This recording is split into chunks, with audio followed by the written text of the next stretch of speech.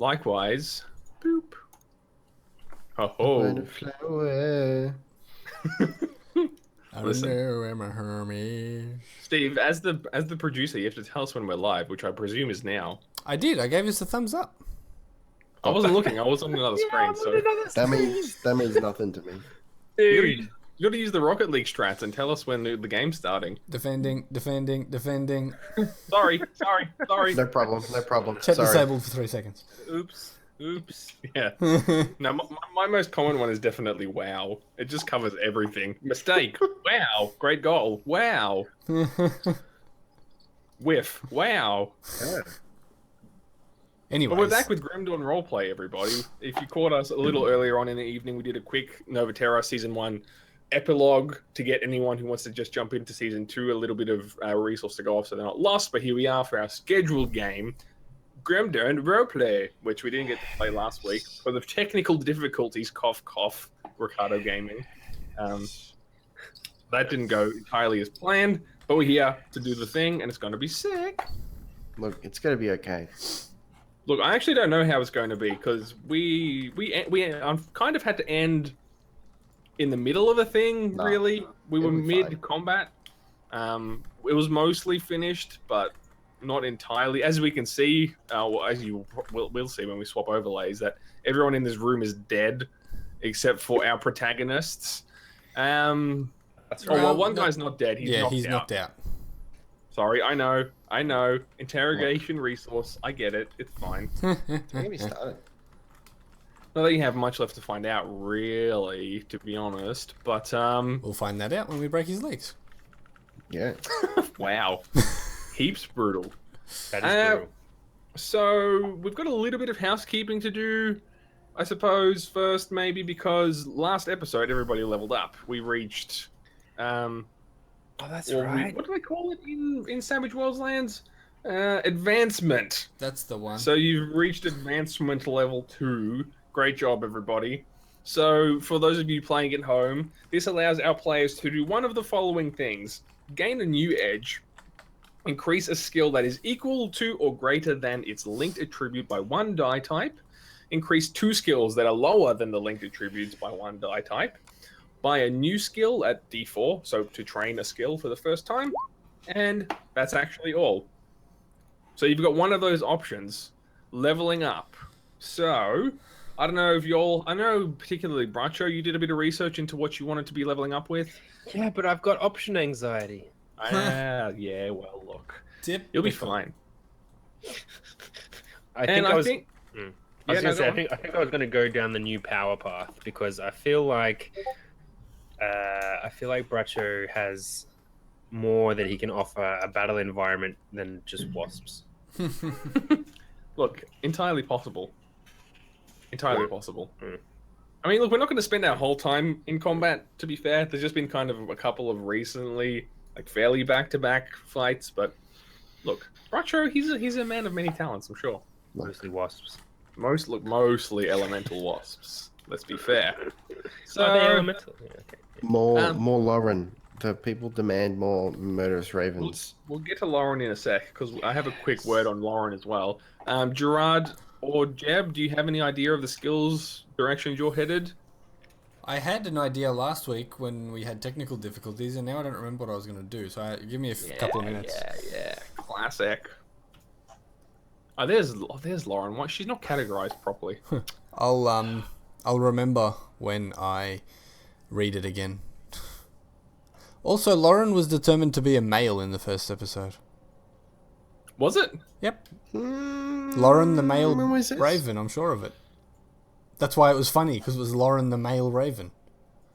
No. I'm sure I we said never intended her sure for she was to a be she. male. I'm sure we said male, but okay. Anyways, Look, So, She's probably asexual, to be completely honest. well, she's a spectral beast. Jebediah, Yes. if you go in Roll20 to the third tab over, it should be your journal. Can you see Lauren the Raven? My second tab over. Second tab? Yeah. You can see Lauren? Yes, I can. bye, Bracho. But Yeah, But I Bracho can't- just disappeared, but look, we'll persevere. I can't see anything within her tab. So wait, no, it should be. It should definitely. Oh no, those are my resources, maybe. So is it the one that looks like a little newspaper journal? Yes. So if you click on her and then go to character sheet, you can't see anything. That's correct. It She says bio and info, but there's nothing in there. So the second tab over, can you see character sheet? No, nothing. Oh, No other interesting. tabs. Okay. That's funky. Maybe I need to give you more permissions. So it can be edited and controlled by Yeah, you need to Jebediah. fill out both of those. Can you fields. try? Can you tab back and forth and see if it's there now? There it is. Yeah. So Lauren should have some stats. If anyone remembers last session, we had a little bit of, I guess, confusion or fuzziness as to how Lauren, Jebediah Spectral Raven operated in the grand scheme of combat. So I did a little bit of research in terms of how it should work in Savage Worlds. Essentially, it should be like an extra NPC using Savage Worlds lingo. That is. That's controlled by the player character. So on your turn in combat, Jeb, you'll be able to tell Lauren what to do. And so Lauren's got actual stats. So she's got parry and toughness like you guys. She's got a size modifier, which means it's harder to hit her. And she's got attacks. So she's got a beak and claw attack, which does strength plus d6 damage, and some other abilities like she can claw eyes out and all that sort of good, great stuff. I'm seeing here, my eyes. Yeah, so That's that's good. kind of just what I've coined it. I borrowed from some other resources online for like hawks and other flighted birds and what have you. So yeah, she'll work properly now. Actually, have balanced maneuvers in combat. So that's going to be really cool. Yeah, It's going to be saucy, mate. hot. But listen, Yes. let's go through our level ups. I kind of just rambled through that to buy everyone a little bit of time to think about what they wanted to do.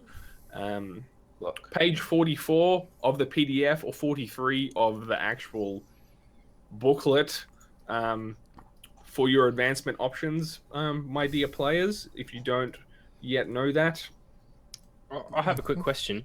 yeah, of course. Does it make any narrative sense in the slightest that Bracho would learn a new spell just, wow, now I've learned a thing out of nowhere? It's like I have had some sort of thing come to my brain as I was standing there. Maybe you can touch Well- some corrupted thing and you just absorb it. Isn't it? It's kind of like that in any RPG, though, isn't it? Kind of you level up. Wow, great job! Now you know this thing you didn't know before. Well. It's just part of the game. It's like, I have now unlocked some kind of latent knowledge inside me. Well, it's like a cumulative knowledge of what you've experienced so far. Maybe you take some time to reflect with a bit of meditation or some quiet time, and I don't know, whatever, you know. I don't know. I tend to learn like that. I don't You learn don't- gradually. It like gets to the point where it's like there's a click, you know, and it goes boom boom, and it just sinks in, and suddenly, whoa, okay, I know I- a thing. yeah, I learn like an RPG character apparently. Nothing wrong with So yeah, that. it's That's why I'm okay. the roleplay gamer dog. We don't need to be too specific on all that. I'm not going to try and say, well, you never had the chance to learn that skill, so sorry, mate, because that would be kind of silly. Yes. And against the rules. And from memory, there's no specific rules on like having a trainer or advancement sort of thingamabob. You know what I'm trying to say. People are yelling at me in chat. Hello. Yes. Hello, Zorro, my good friend. It's Mr. Zorro to you, Look, mate. I it's would fine. assume. And we have pizza in chat also. That would be awesome. But I don't have pizza on me right now. But it's fine. So, in the interest of you guys actually having abilities or extra skills to work with, Bracho wants an extra power. Gerard, have you rediscovered your lost memories? I have, and I remember that I was torn between two options of getting a new edge. Yep. Or getting intimidation as a new skill.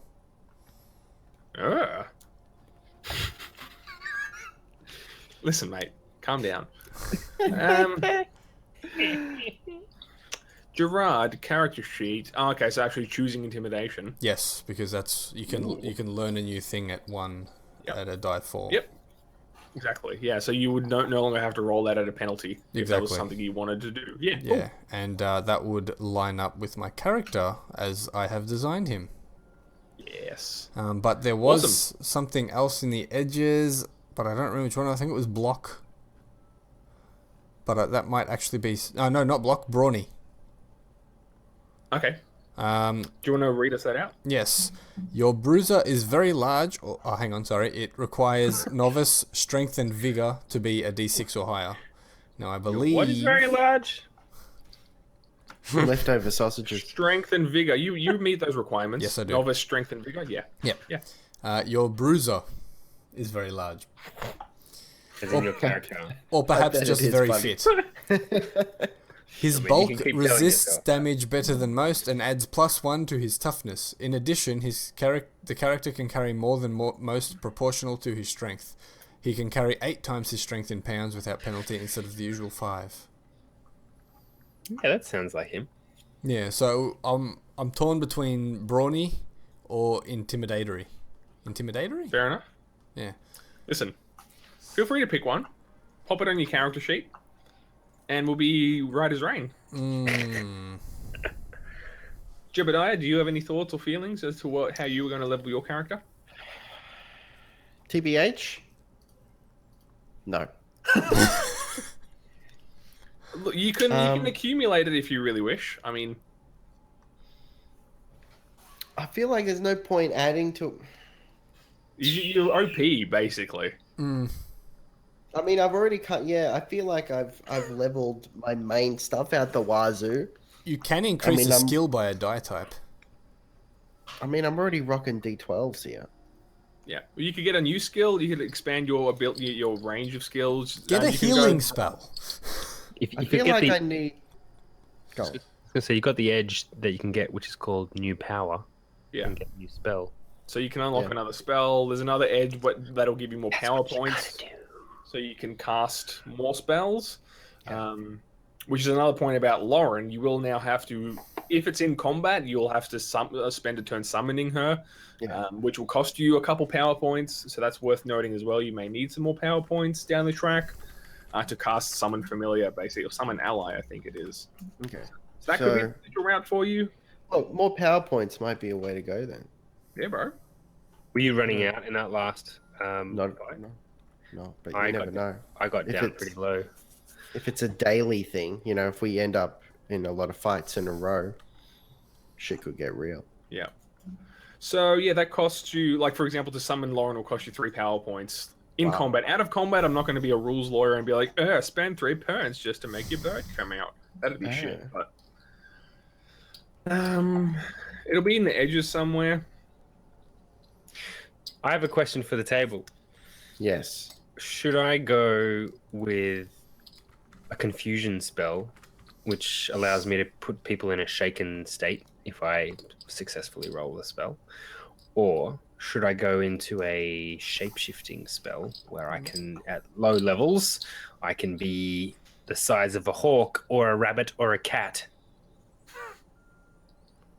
You can be a What do you hawk guys and think? mate with Lauren. I think you should be a rabbit. Well, I feel like that would be good at Easter next weekend, but That's probably true. not now. I like the idea of being a hawk because I could potentially do some like recon, sort of go up and fly and scope the place out. This and guy, come back. he's trying to cut Lauren's lunch. All right. We'll see who's the better bird. But surely Lauren doesn't like communicate exact eyesight vision back to your skull. No, she's not a warg, but you know. Yeah. Yeah, so I could go. Hang on a sec. Run Let away me with bird it. up, and I'm gonna, Lauren and I'll go. Let me bird up. Let me get that feather on, and go like recon like the upper head and that sort of thing. Or I could turn into a cat and do some sneaky break into a house and unlock the door from the inside stuff. I don't know. I kind of like the idea of the shape changing, but I also kind of like the idea of because it's like it's a non-combat spell, if you know what I mean. It's like this might help us solve some of those problems in a non-combat manner. But you know, that's Bracho. Like as a character, he doesn't want to get into fights because he's an old dude. He's like 80. That's true. True that. So Jebediah, if you're interested, spending your level up on new power points will give you 5 more power points. Okay. How many do I have now? You'll have 10. 10's the stock, so that'll put you up to 15. Okay. Where's the best place for me to put this on my character sheet? TBH, unfortunately, there's no place for it, and they should level up this sheet, so there is. I've just got it at the top of my powers section as a manually entered PP. Well, there's next to fatigue, there's notes, and you could put it in there because that's just generic or whatever. So you could pop it in there easily enough. Notes. So towards the top half, you've got wounds and fatigue underneath your bennies. Yes. Okay. A little box there. That's probably a handy place to put it, but there's no specific place for it. I'm afraid, good sir. So I'll put 15 out of 15. Let's There fucking you do go. this. Jebediah is all leveled up. I'm fucking ganked up. JRR, did you end up deciding? I think so, but before I do, I just want to read this example out from the PDFs that I found in Savage Worlds. Sure, bro. Test of Will's table, and I'm there because it comes under intimidation, or intimidation is used under it. Yep.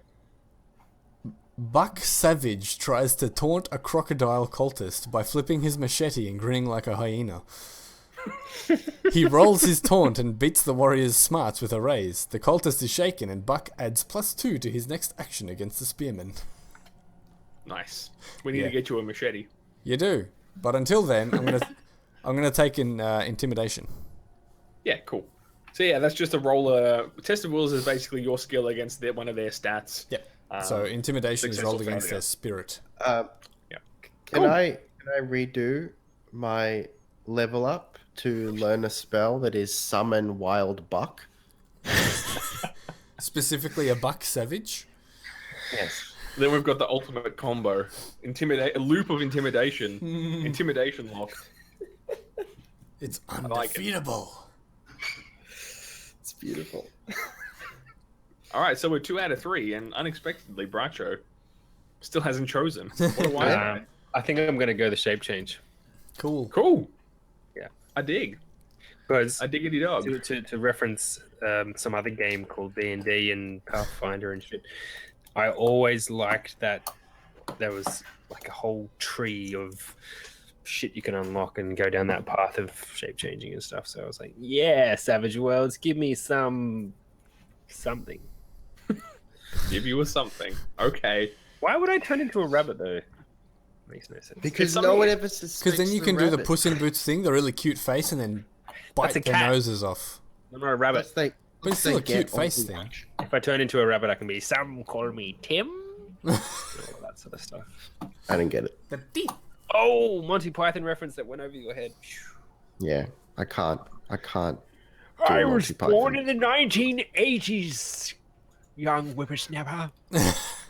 Technically, so was I. Cool. I like that. Cool. Whatever. It's probably Look, like it the just size masks my jealousy. of a cat or rabbit, though, right? So you could probably be like a giant rat as well, or I don't know, other animals around that size. Yeah, Amanos. Aminos So is you could good. be a vole. What is it? Hang on. What's suppose. a Vole? vole? or a quokka. I could be a quokka. I heard You, you you the could other probably be Perception. two quackers because they're quite small. day. Oh, it's like a cute little mouse. Wait, are you looking up a quokka or a vole? A vole. Oh, it's like a hamster mouse. Isn't it like Spanish? Isn't it like volley? No. It's And adorable. it's from that song, Vule Vule. Vole, What have I vole. done? I have a quick question on admin territory for the DM. Yep. GM. How many? Do you remember how many spells I had last week? 3 is the default, if I'm not mistaken, Okay, so I had 3, and then I had a new power. which will give So I you had 4. So I have 1, 2, 3, 4, 5 spells now. That sounds right, yes. Cool. I'm full of spells. So spellful. Yeah, and look, one other thing for admin territory, we did talk about one of the skills that I had, which I felt I would use more often, which I maybe want to retcon into something else. Yep. So I had Dark side. Yeah. No, I swapped that over for confusion. Mm-hmm. Oh, I already had confusion. Cool. And good thing. Streetwise was the skill that I had.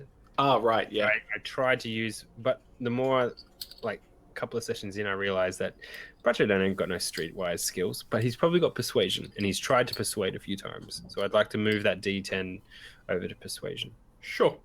Woohoo! You're nice. Thank you. Well, look, we're still all fairly new at the game, so I'm not going to overly penalize a bunch of first timers, considering I am also one. So it's fine. Spectacular. So I've reset my bennies. My PowerPoints hasn't regenerated because I haven't had a chance to meditate. Yeah. And I'm ready to start the game.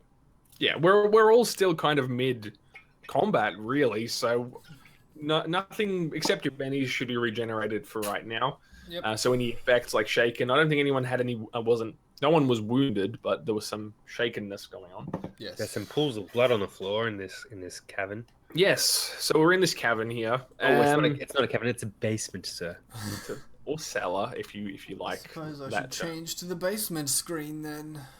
Yeah. Dun, dun. So essentially, the crux of last session was combat mostly. If you've been watching previous episodes, the crew here has been going through some reconnaissance, trying to infiltrate the Church of Chthon to try and find out their evil doings, rather than go in all guns blazing. And lo and behold, they were like 98% of the way towards succeeding. And hey, Bracho's having more problems, but he knows what happened. So, where was I? Yeah, you were so very, very close to manipulating the situation to your advantage and tricking this Chthonic church leader man into bending to your will, and then Gerard tried to mug him. I was so close. And he was actually pretty close to successfully chokeholding him, but he managed to get a bit of a screech out to his buddies, and then combat ensued under here in the cellar. Shouldn't have called out to his buddies. Just ended badly for him. Yeah, look, it did. Look, everyone's pretty much dead. They were either melted by gunshots or wasps. What else was there? Stabby wounds? I can't remember if you ended up stabbing anyone, Gerard. But basically, you all chopped through these dudes fairly easily. There was some acid spells being thrown around. I believe I punched a couple. Oh, yeah, there was some fairly close quarters combat going on. You did knock out the Chthonic leader as well, who's currently slumped against the wall. And so we are right... He's not dead. He's ready for he's been interrogation. Yeah, so he's KO'd and just kind of having a bit of a nappy nap.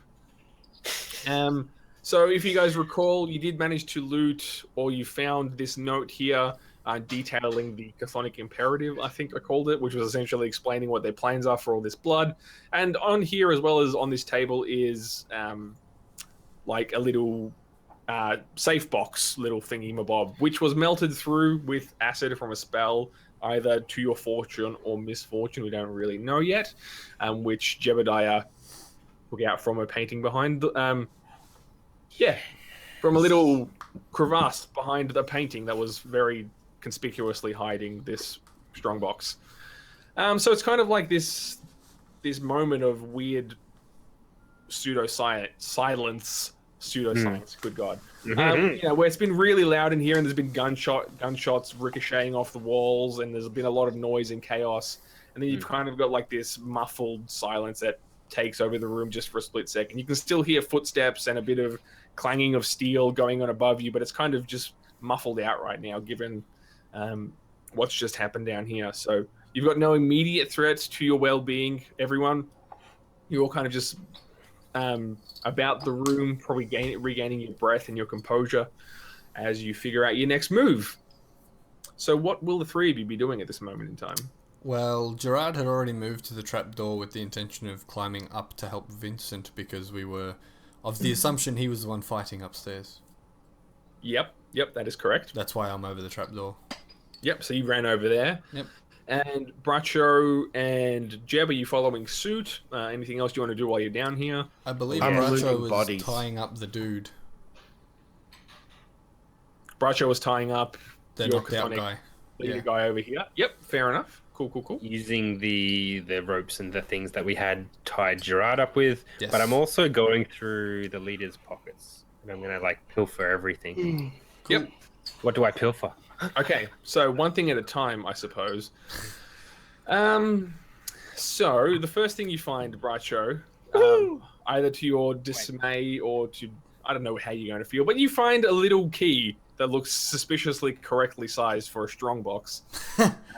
You realize, I don't know if you would have noticed yet, but you may realize it's not of too much use right now because the strongbox has been melted through by acid from our last session of combat. So That's right. So there's some melted gold in there. potentially, I haven't. Look, we'll cross that bridge when we come to it. Upon closer inspection, Pure green. No. but I mean, you don't find much else of significance on this guy. I mean, he's dressed well. He's got nicer robes than everybody else. You know, maybe some embroidery on his undergarments that looks, a bit cleaner and nicer than everybody else's. I'm not looking at his undergarments. I'm looking at his Well, pockets. I'm just saying, there's really not much else am. going on. He's got a dagger on his belt, like most of them do. I'll pull the dagger out. Maybe And maybe he wears those underwear that have the pockets on the crutch. So you need to It's check not a them pocket. too. You don't. It's an out. It's the opposite of a pocket. What Let's look underwear at have you got? No, I don't want to know. But I'm pulling the blade off his belt, and Yep.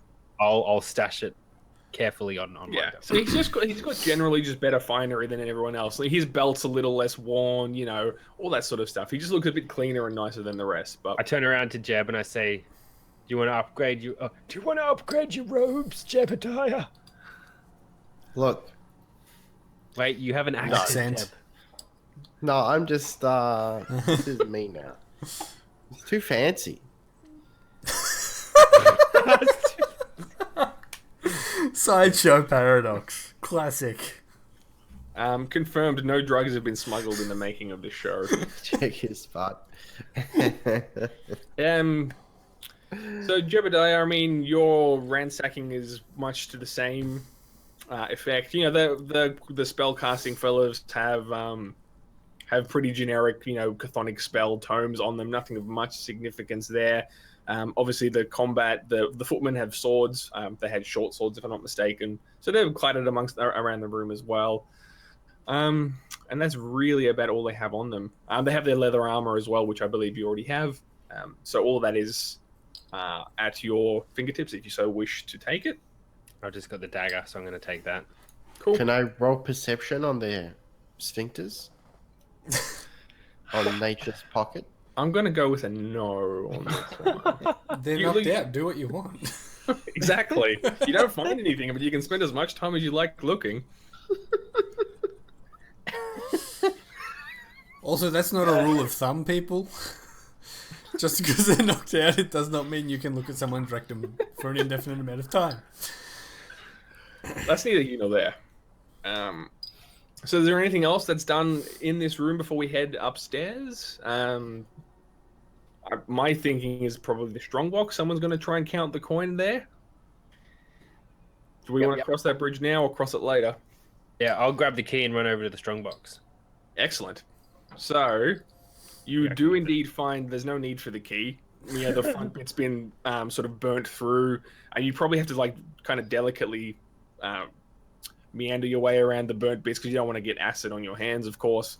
And there's like a I'll use the tip of the dagger to flick it open. totally. And then you catch the end of like a brown cloth bag, which makes a bit of a gold clanking noise as you mess around with it. How am I going to do this? Just give it to me, probably. So I'm going to roll the amount of hundreds of gold that got destroyed. Oh. On a D1? No, we're going to go with D4. So it's not all going to be destroyed. That would be mean. Okay. But 200 gold pieces was destroyed in the melee, leaving you with a bounty, a loot of 300 gold pieces that you can salvage from this burnt out bag. So you got pretty lucky. You just kind of caught enough of the strong box to open it, but not so much just to singe everything in there. So you got some 300. 300 GPs. I'll Cool. add that to the group's kitty. Yep. So I mean that can be invested in some upgrades here and there. It's not a massive amount of money, but it's close to what one of you guys would have started with as well. So a bit of loot to take on your way.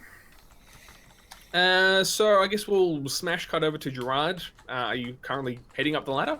Yes, I am. As quickly as my leg will allow me to. I won't make you roll for it, but so yeah, you kind of you make your way up. I think the trapdoor was probably just left open when the guys ran down to ambush you down here. So you climb up and turn around, and luckily you're not too noticed because obviously they're reasonably occupied right now. Peacekeeper Vincent has one of the dudes kind of almost held hostage right now in using basically a human shield against the other dude, and he's trying to kind of work his way around to the bad guy, the chthonic guy, is trying to get at Vincent around his ally. So Vincent's kind of against the back wall, sort of the furthest away from you, the opposite edge of the room, and with a chthonic guy in his grasp, and there's another fella facing Vincent, about the middle of the room, trying to get at him. Okay. So you've kind of got an opportunity here, because they're so distracted with Vincent right now that you can definitely make a free action. So there's only one guy actually looking at him to attack at the moment because the other guy's Correct. in his arm. Yeah. Yeah. And one guy's kind of just held behind Vincent's sword, with a sword at his throat, essentially. Yep. Okay. Yeah, well, I would obviously take said chance to attack. Mm-hmm. How? I do not know yet. Kind of...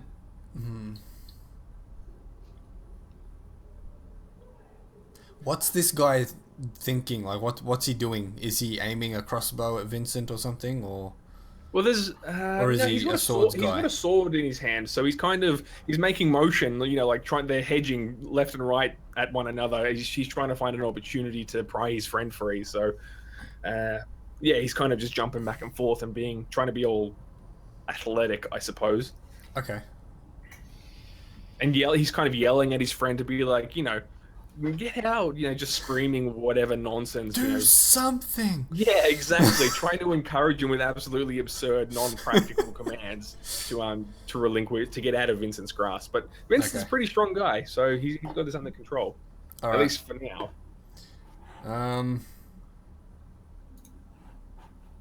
Okay.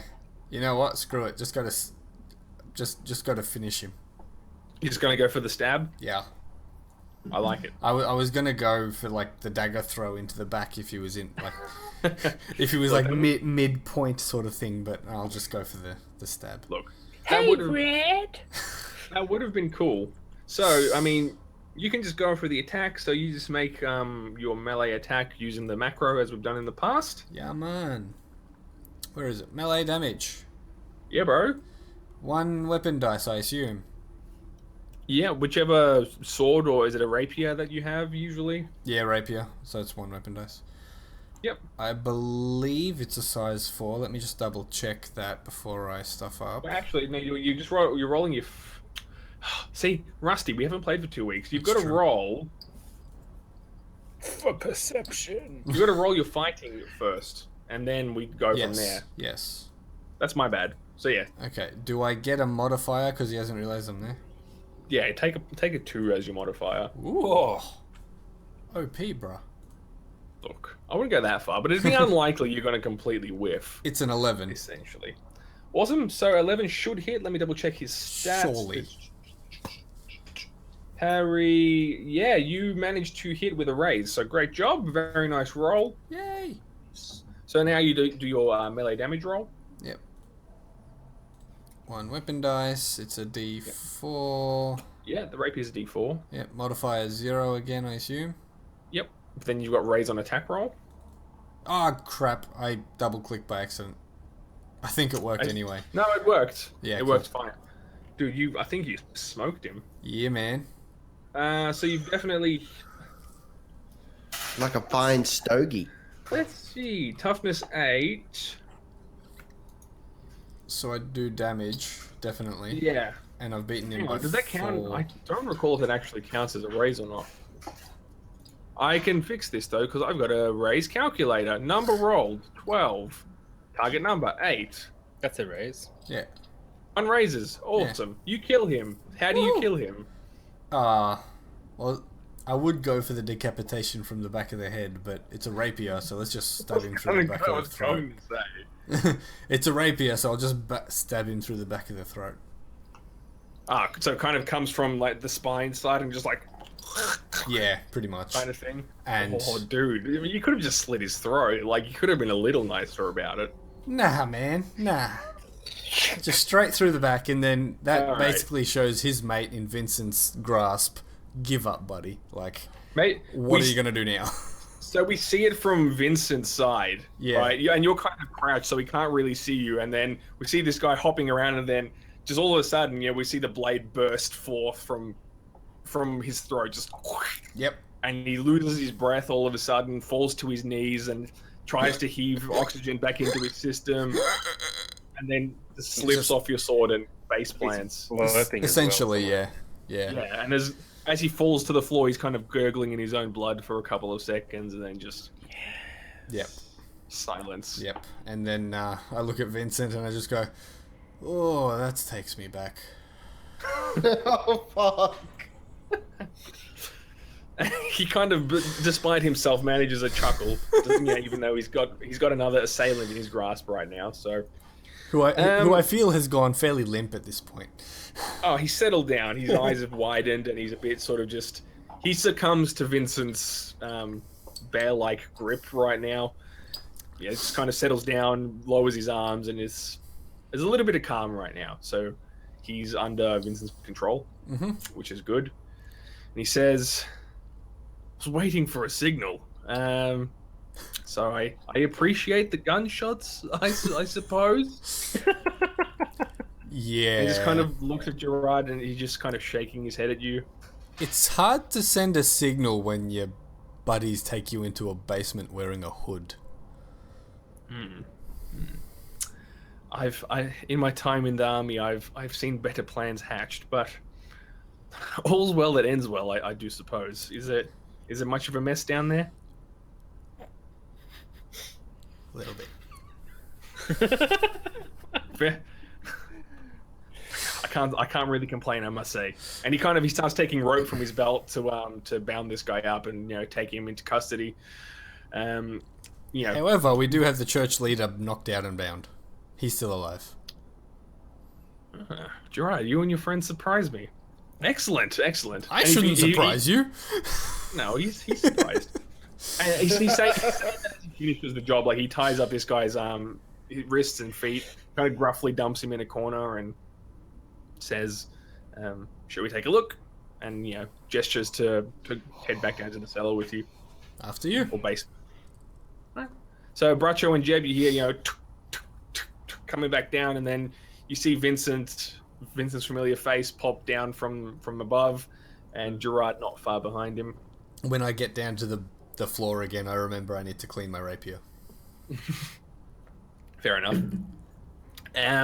So you do that, and at first Vincent kind of just takes a look around the room. He kind of kicks at the bodies and doesn't say a whole lot just yet. He's kind of doing a bit of the investigator kind of thing.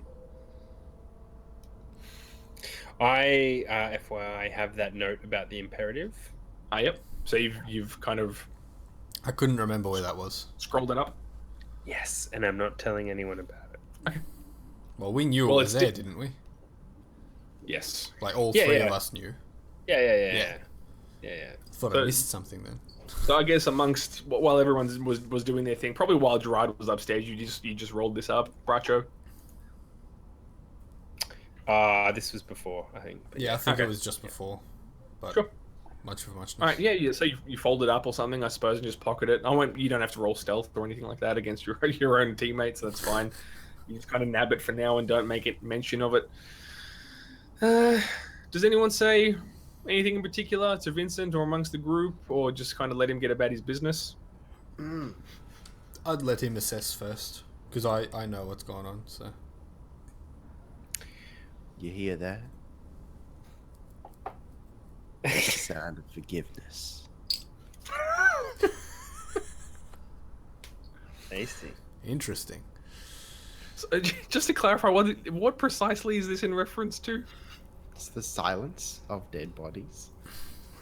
Oh, Sound mate. of forgiveness. Just wasn't. I was trying to make sure you weren't referring back to like some other comment you made to Vincent No, in no. the past. All right, cool.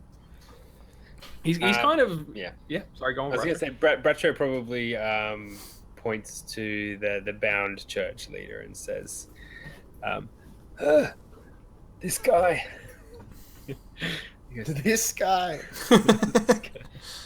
yes, this guy said something about a necropolis. I think that's where we need to go next. Did you say the necropolis? Is there more than one? Well, across all of Can, I mean, we have dead like anyone else, so yes, but I mean, the whole, just out of character for a moment, the place we live is called Can, which is basically a burial mound. So yeah. hello. But It's like if we lived in a country called Tombstone or something. Well, there is Cairns in North Queensland, which is multiple. I thought that was a name though. I don't know. Could be mistaken. Anyways, Yes, he said that the necropolis. He said, he said that's where they're sending all of their wealth. We should follow the money. Bracho, I Now, if didn't I know remember you were so correctly, you didn't- monetarily driven. well, you didn't really fill Vincent in on the exact nature of these guys, right? So yeah, I guess you're being a little coy about their true intention here, I imagine, which is fair enough. Just clarifying there. So Vincent says he's kind of just slowly nodding and says, "The necropolis, and there's only one of real significance within traveling distance from here. You'll need to pass through Darkvale Gate and out to the northwest through Forticon. It's a fair way to travel. But if your journey takes you there, so be it." What do you know of this necropolis? Don't you mean, what do you know of this necropolis? That's my noise for getting into character, right? What do you know of this necropolis? I'm so glad I didn't pick an accent. As much as the next man, really, Bradshaw. I've never in fact seen it myself. It's alleged to be a thing of beauty despite its grim nature. Artisans brought in from across the land to create sculpture, and like I said, apparently quite a beautiful sight, strangely enough. I It is have large. heard that its grim beauty is most evident in the dawn. I imagine it might be Jebediah, yes. Hashtag foretelling. And then he starts sort of just walking over and just looking at this guy slumped against the wall. And he says, "Shouldn't have to ask this, but I assume this is the alive one." Yeah. This guy. All right, fair enough. We'll take him into custody. I wasn't really bothered if they were all dead, to be quite honest with you, but since we have a couple alive, they can spend their years rotting in our I cellars. figured as much, but I thought any information is better than no information. Bradshaw walks over to Vincent, who's, a significant height difference between Bradshaw, who's a bit stooped and a bit wobbly. Yeah. Bradshaw's got his dreads sort of wrapped around his shoulders, and he pulls his hood off from the robes, and he walks over to Vincent and just like slaps an old man hand on Vincent's back as he's looking at the dead body, so that it just sort of jolts him a little bit. Yeah, like, and his armor rattles as well. Like, shink! cool. And Bradshaw says, Bradshaw says, he says, so what happens with the title of this property now that the church has been disbanded? We give it back to the people in one way or another. I mean, there are many people in need of housing. Perhaps a place for food to be exchanged. We'll find use for it, I have no doubt. But we have refugees and indeed denizens of Darkvale who could put this building to much use once we clean up the blood. Leave it there. Bradshaw looks over at Jebediah and raises an eyebrow and says,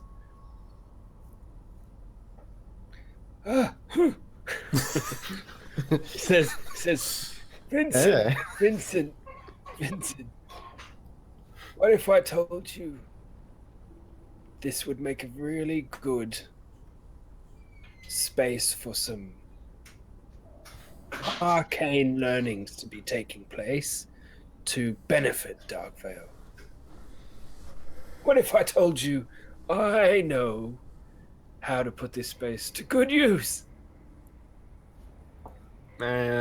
He's a little bit perturbed by the suggestion. He says, look, the decision's not entirely mine, you must understand. I would need to speak to the mayor and the council and what have you, but if we can convince them that that's the best use for this area, then... Well, technically, the leader isn't dead, so perhaps the Chthon Church can still maintain the title, and we just happen to use it for our positive influence. To what end exactly, my friend? Well, what if I told you that we could convert this whole place into a real nice bachelor pad? You can come over on Saturday nights. No, sorry. Go on. Bradshaw just takes a deep breath. Look, the Chthon Church they're up to no good. We need to counter their efforts. We need to be studying and reading and researching and experimenting.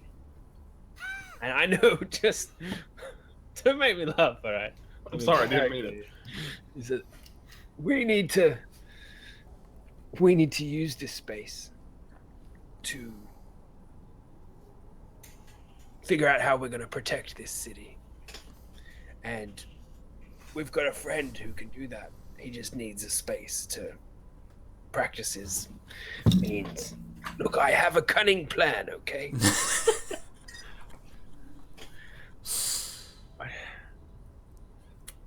I'm happy to roll. I'm going to roll for persuasion. Yeah, and Gerard, he's just kind of... He was fairly well-spirited, but now he's fallen back into... he's kind of shrunk within himself again. He's kind of just pondering, and he says... But have we not eradicated Chthon from this branch? To what end do you need this building? Oh, shit. He's going to give you his firstborn child as well? I'm afraid I don't understand, and I don't know if you would need to elaborate on that any further, Bradshaw. I can't remember if Persuade is against one of his stats. Are you going to tell him much more than that? Or... Yeah. Look, Bradshaw will reveal. Now's the time to show him the scroll. Okay. Yeah. Awesome. I've got him all juiced up. I'll use the scroll and say, look. Juiced up, huh? Dude, you're killing me, man. Alright, yep. Carry on.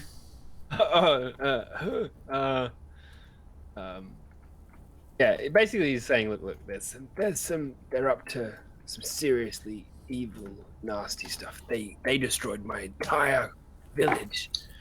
They're responsible for the murders of your town. They're using the blood for shit that we don't even know about, and we need to learn more and protect ourselves. And Jebediah's best friend down the road needs a better place to do it from. And I think the church should definitely be the right spot for doing that. So if I understand correct, you basically your attempt at persuasion after you've recovered, you are trying to convince him to set this up as like a place to train in spellcasting and the arcane arts as a form of defense against the church. Maybe like take on some apprentices, maybe build a small army of arcane friendly peoples. We'll call up Snape. We'll get the fucking Slytherins in here. We'll be good to go. What was All your right. mate? What was Jebediah's mate's name though? From Everett. Eric? Everett. Everett. So Yeah. He's surely like the next leader of the arcane. yeah. So look, you basically rolled a crit on your persuade. It's on a 2d6 kind of thing. So he likes you very much. So 8 out of 8. Good job. The way he talks his way into shit, I just don't understand. Dude, it's ridiculous. So you smashed it. So did you actually let him read the scroll as well? Mm. Okay. And then I lean over and I like as he's reading it and he's like mouthing the words on the paper. I said, Yeah. This is some serious shit, Vincent. He's turning into a 60s hippie. And yeah, he looks real grim for a second, and he says, "Part of me hates to admit this, but it seems you may have been right in your approach to take the stealthier route, and I commend you for that, and I thank you. If indeed you believe that the best way to combat this is by arming ourselves with our own abilities of the arcane, I think I can convince, with this evidence, I can convince the mayor to use this space for such a purpose. I just have one other question for you, Bracho. And I hope you don't answer in the way I think you will. Who is this friend of yours?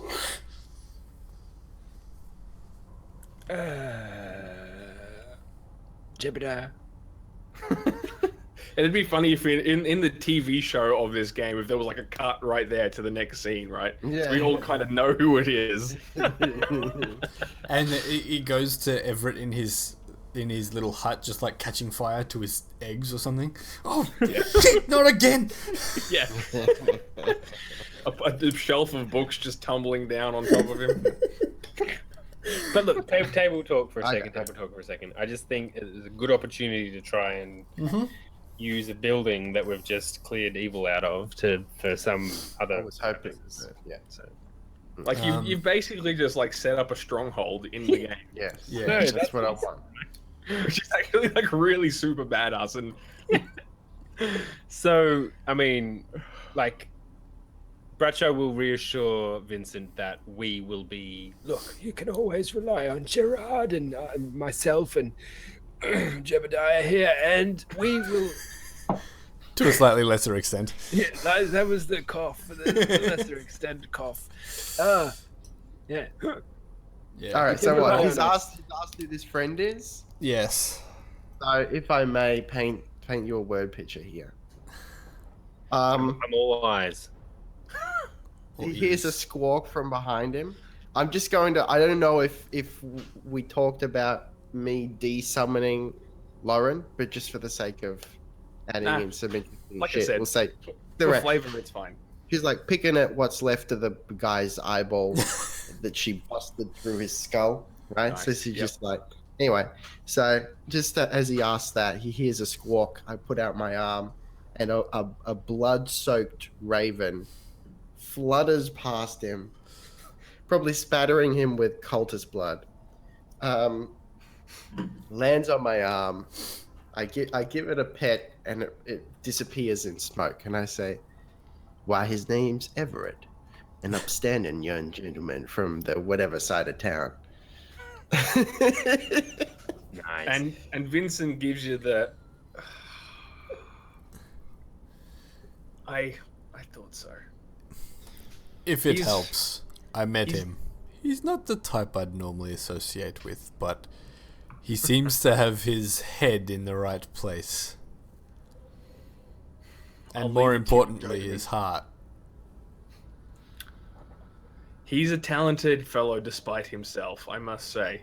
I'll leave the better judgment up to you, Gerard. There's plenty more for me to deal with for this evening. His heart and a whole bunch of other people's hearts in jars. They were already dead.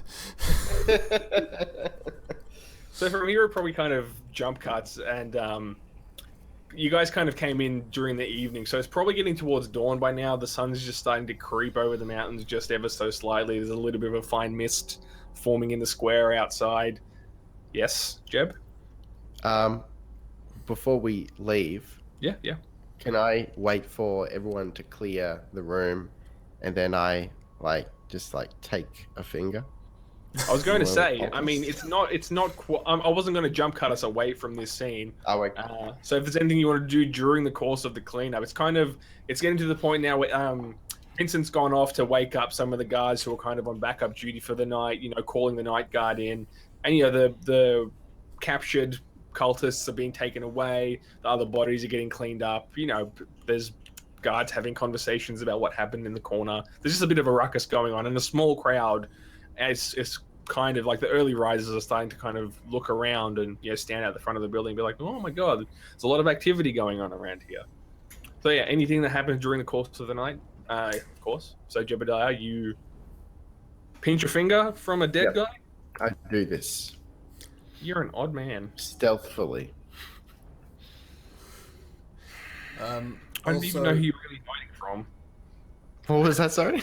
Who are you really hiding from? I mean, you could easily find a chance just to quickly go, when there's nobody looking. I don't think I'd ask you to roll for stealing a Okay, finger. no, I'm just making a point of, I don't want the other guys to know. Is that a pun? No. Making a point of stealing a finger? No, I didn't say I stole this pointer finger. Still, Still a finger. it's still a pun. Just Look. listen. If I was stealing his penis, then yes, that would be an appropriate pun, but I'm not.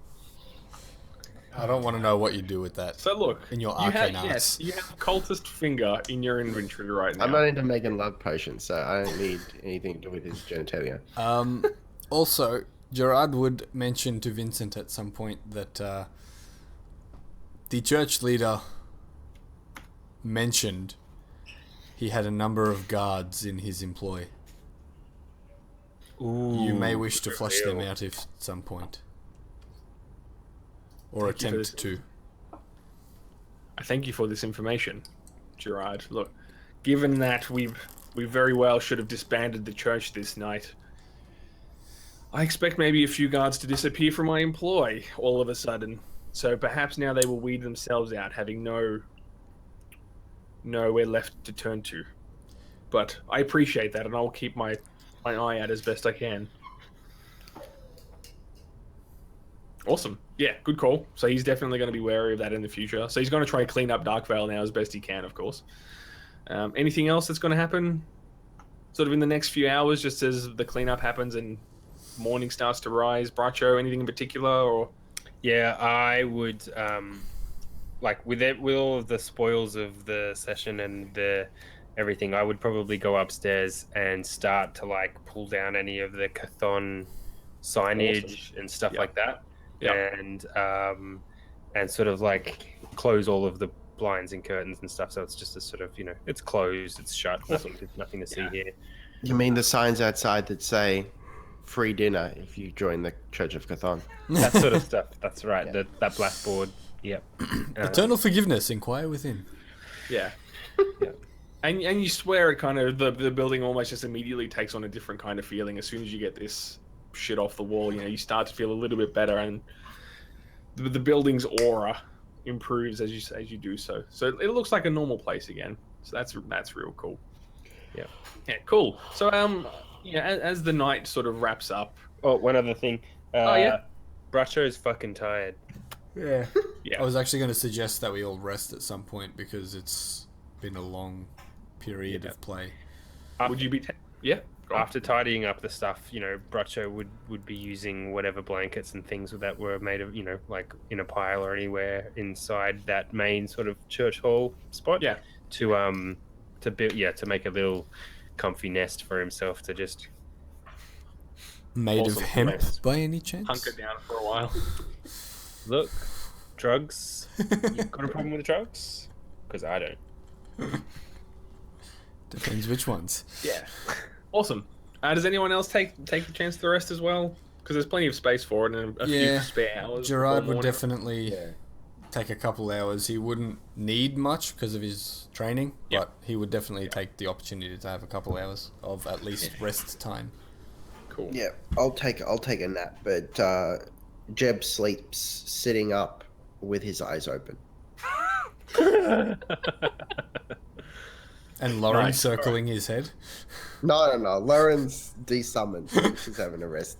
All right. So that's probably a good chance for Bracho and Jebediah. You're no longer shaken in terms of your injuries, and you can recover your power points. I'm certainly doing that. And cool. So yeah, you kind of rest some of the evening away. You probably wake up again in early morning, just dispersed around the former church, now known as the stronghold of the whatever your crew is called. The stronghold of the levitating wench, I believe the chat called it. Really? That was my proposal for if we turned it into a man cave Solid. or a tavern. And so you wake up, slowly rise and kind of gather yourselves. And you notice that Vincent and a few of his guards are still bustling about, just ushering the crowds away, keeping things under control, continuing the cleanup. And Vincent's looking pretty haggard. He has clearly not slept for the entire night, so he's getting the bags under his eyes. He's looking a little bit almost gaunt with the evening's ordeals. And if you guys are together, he would approach you as a group, gesture to you. Yeah. Before that happens, Yeah. I think Bracho would wake up and poke Jebediah in the ribs and stuff, and get him to wake up and says, We need to send word to Everett. Everett. we need to send word to Everett. He should come and inspect this place. See what he thinks he could do with it. Let's send it urgent. Right. Am I allowed to send Lauren to do it? Yeah, that would be pretty cool. Okay, so Carry a pigeon. in my carry a sleepy- spectral raven. Yeah, in my sleepy state, no fanfare, just like there's something in my shoulder and shoots out of my sleeve and off she goes. Right. And jump cut to outside Everett's house, and there's Lauren flies to the door, and you hear the little of a beak at the front door, and you probably just hear a little as Everett opens the door, and then we cut back to the three of you. And another shelf of books fall on him. Yeah, something else tumbles from inside the house. Nice. All right, so yeah, where were we? Poor clumsy Everett. Yeah, Vincent. After all that happens, you guys have a little chat and gather yourselves. Nothing else before Vincent wants to talk to you. Nothing from my side, I don't think. That's all. I meant to ask really quick before we proceed. How has Gerard been feeling over the last 24 hours or so? Doubting Thomas over here has seen things probably beyond any doubt that there are strange magics going on all around you. Yeah, How not just does one Gerard magic, feel right now? multiple magics. Multiple magics. Yeah, he's been struggling. He can't explain away anything anymore. He can't explain away everything anymore. Yeah. Like, why does a raven live in Jebediah's sleeve? Where do these wasps come from? Are they in Bracho's hair? What's going on here? So he's still struggling with all of that, and he doesn't like it per se, but I guess he's forcing himself to start to come to grips with it all, because he's clearly surrounded by it, by all these magics. And just completely ignoring the fact that they don't exist just doesn't work anymore. Awesome. Yeah, I like that. I really Yeah, there's a cool internal conflict going on over there because there's been some pretty irrefutable evidence being thrown Gerard's way at the moment. Yeah, and I mean, he was right next to two guys that were just mauled by wispy wasps. Yeah, and you saw balls of acid summoned seemingly out of nowhere as well last night. So, yeah, some pretty gnarly things. He only semi-noticed that one, though, because he was fighting another dude. Yeah, but nevertheless. So Yes. yeah, morning's arisen. It's still fairly early, probably 6:30, 7 o'clock. So it's just starting to lighten up in the day. And yeah, this is the point where Vincent comes to see you and says, "Again, I thank you for the deeds that had happened last night. We wouldn't have been able to do this without you, and Darkvale may have been even in more dire need than it currently is if this had been allowed to continue. So my gratitude is with you. Thank you." Think nothing of it, Vincent. Had to do something with my spare time. And yeah, he's still thinking a little bit, kind of looking a bit doubtful, and he says, "I hope we have some time on our side. I understand that the church is maybe still active elsewhere and maybe still planning something catastrophic. But the people of Darkvale could still use people like you. They have needs that are immediate: food, shelter. I hate to ask this of you, but if you can, find it in your hearts at some stage. Darkvale could use your help. I don't implore you, don't take this as compulsory, but if you could do this for me and continue your help for the people here." And he turns to Gerard and he says, "I would be even more thankful, of course." Well, gosh darn it, you gotta deputize us. I wouldn't use those words, Jebediah, but the more help I can get to keep this town safe, the You better. mean I don't get a shiny badge or anything like that? I'll get you one from a cereal box, Jeb. Yeah, I'm afraid I'm fresh out of badges for today, Jebediah, but there would be other rewards, of course, for your ongoing assistance. There are bounties on some of the tasks that Darkvale requires, so don't think that I would leave you completely out of pocket for your help. Well, gosh darn it, amen. And I kick my what would have been my foot in yeehaw kind of celebration, but it's actually just my peg leg. So peg leg just swings. Like a jumping heel click? Not quite, but I don't think my dexterity is that good. And he gestures to you and he says, "I don't expect a decision right now. It's simply something to think about. I understand you may want to recover, do whatever it is that you need to do, but it's just something to ponder on before you decide to head north." And he turns to leave, to kind of leave you to your own devices unless someone tries to talk to him. I'd Just talk it over table talk. first. Table talk for a moment. I think we probably, as a group, probably need to figure out where do we want to go next? What do we want to do? I mean, we've got a stronghold which we can raise an army of allies in. We can go to the northwest to the necropolis.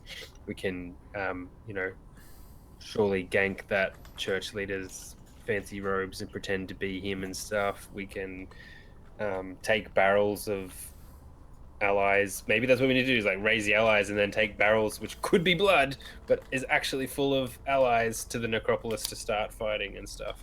So I don't know. I mean, I guess what I'm thinking is the idea is that it feels like we've got some side quests to do to build up the momentum before we go tackle the necropolis. That's my meta table talking. It would probably be at least roughly accurate, I'd say. Yeah. Yeah. Do you guys feel like that's a good play to try and upsize our team a little bit? Because the way Savage Worlds work as well, and Grim Master can help us out here, is that we can effectively recruit chumps to our team as allies, and they're pawns on the table for us as the back Oh. row. Yeah. So there- Basically, we've got a base now. We can XCOM the shit out of this. Yeah. this is going to And- get so and- like beyond the meta of Savage Worlds. And Everett, I don't care, right? But Everett is like our research lead guy. He's Ridiculous. Dr. Valen from the first game. Yeah. We're gonna bring stuff back for him to like dissect and learn from and stuff like this. Yes. And Autopsies. he'll give us like buffs or knowledge or something Yes. to unlock and unlock. And allow us to dig down deeper and build more rooms and upgrade our squad. You leave it to me. This is ridiculous. Like, what game are we playing?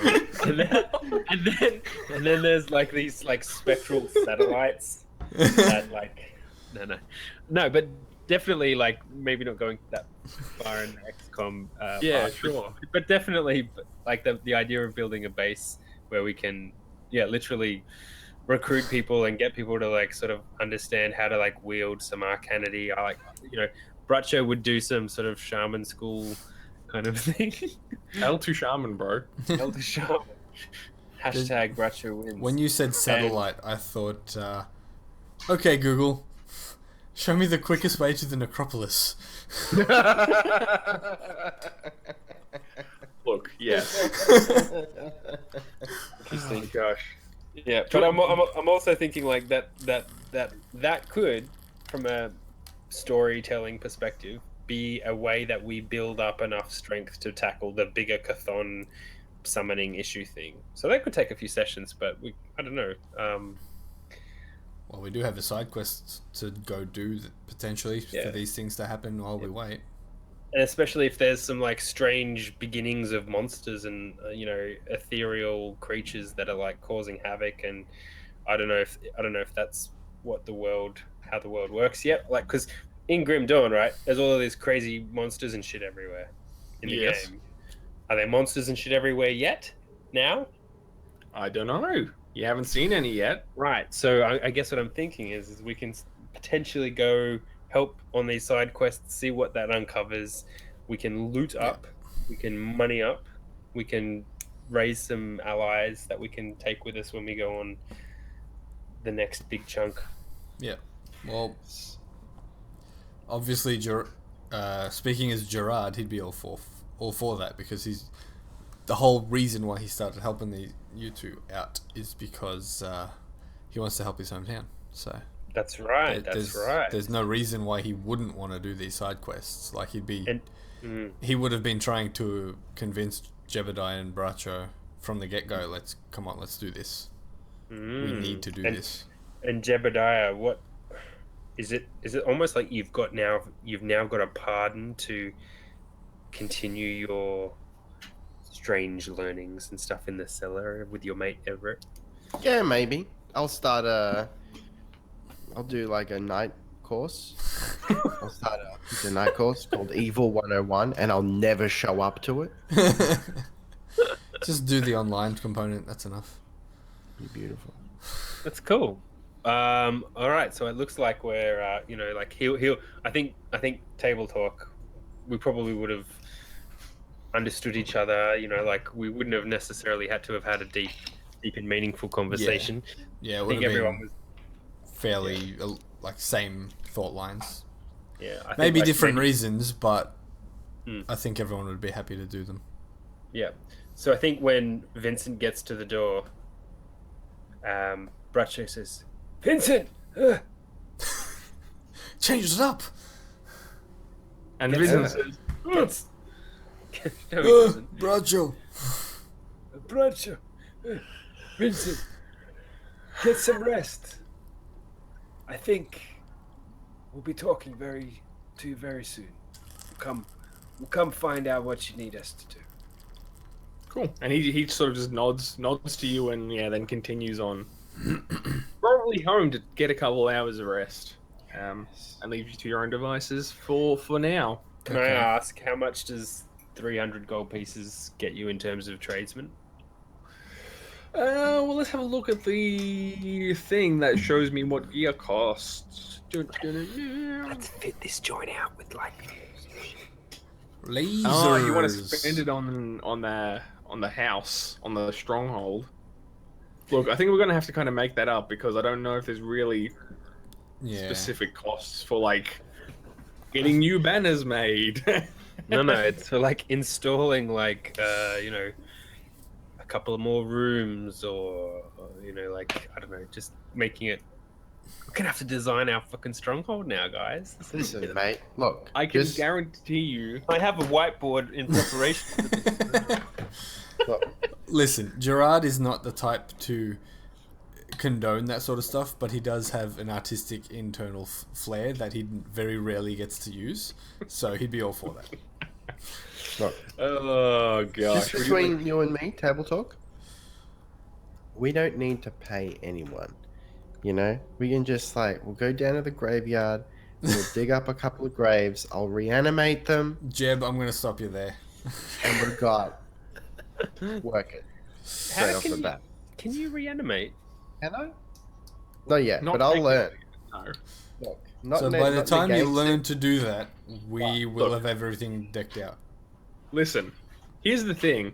100% guarantee you there is no module or page in Savage Worlds that tells me how to let my players build a stronghold. So we're going to have to wing it there, to be quite honest with you. I don't know how much it's going to cost to upgrade the facade and, you know, make your research. Maybe that's chambers bigger. That's why they call you the Grim Master. Maybe that's something we can do in between sessions.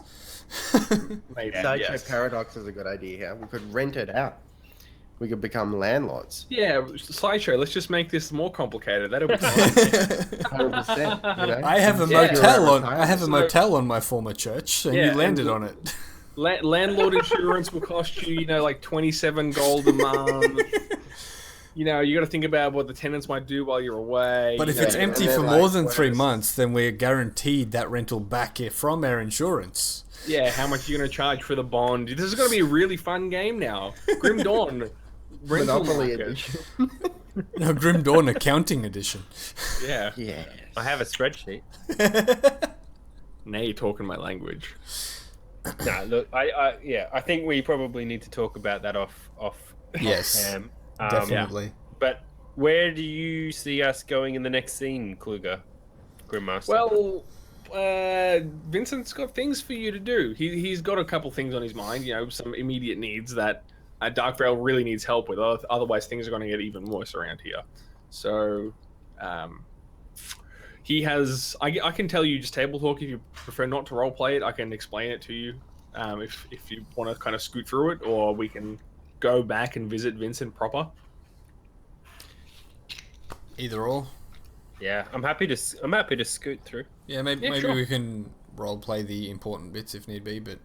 Oh, there's nothing too important, but I mean, Vincent essentially, the most important problem right now is getting food and supplies into Darkvale, and they're having real problems with all the refugees heading south, but also just in general stuff getting back north. There seems to be some kind of bottleneck to the south of Darkvale that's preventing supplies from getting back to the north. They haven't really heard word or had any messenger from... It's specifically Griver's Mill. If I can zoom in, does the zoom work for you when I zoom in, Steve? No, I've already zoomed in though, so I Yeah, think so- I remember where I need to go for him. For Griver's Mill. Mill is about there. Yeah. So it's kind of it's southish from Darkvale, and Hold on. you know, Do you want to ping that again? Sorry, just Yep. so I'm on the right screen. Sounds right right. there. Yeah. So it's kind of it's a lumber yard, but there's farms not too far away. If you go as far down as Homestead, that's where a lot of food comes from. So Vincent's noticing it's taking way, even with the refugees, it's taking a stupidly long time to get anything into Darkvale. So you know, they can't repair their buildings, they can't feed people enough. You know, there's just not enough to go around, and Darkvale's slowly falling apart because of it. So he's asking you three, with the help of a couple of his guards, to head south to the mill and see what's going on.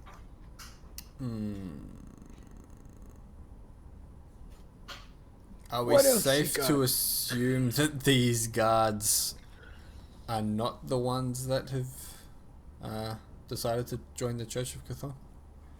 Probably. Okay. To be honest, when I designed this quest, that was definitely an unforeseen complication.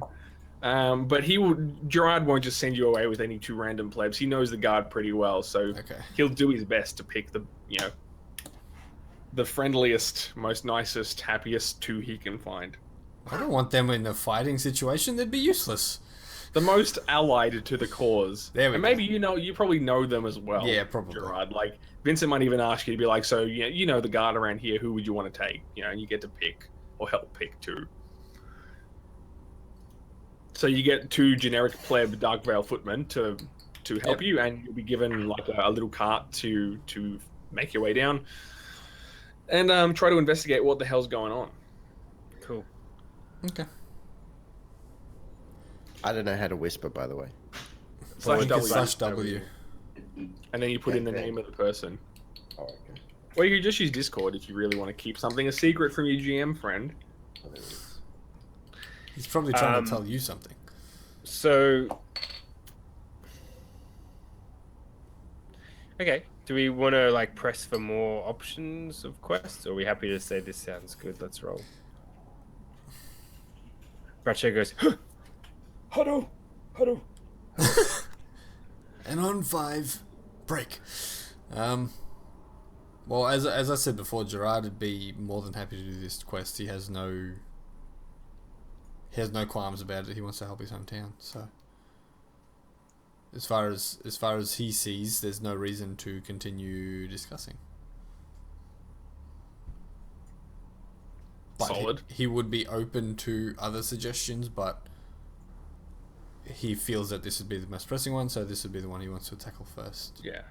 And if you were to like press Vincent for more, this is definitely the most concerning thing on his mind. So he's kind of like, nah, look, We'll discuss this is that when we like get we back, really sort of need to thing. get this done. Yeah. Yeah, I don't want to send you anywhere else that's going to use more time, because every day that goes past is really key to Darkvale's survival or demise. So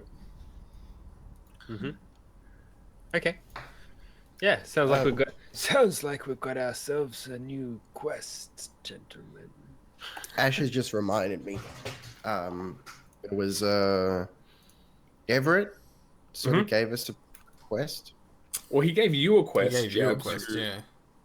And it was Refresh kind of my just like a general search quest for the necklace that he, or the, whatever it was, to be able to completely complete the spell and succeed in summoning whatever it was he was trying to summon, but he couldn't quite do. He couldn't complete the spell in his spell tome.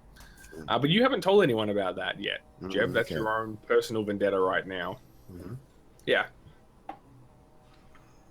So whether you mention that to the crew or not, or somehow manage to manipulate the situation so you end up searching for it, I don't know. Well, but I don't even know where it would be. So at the moment, it's sort of a matter of go about our business and maybe I stumble upon it.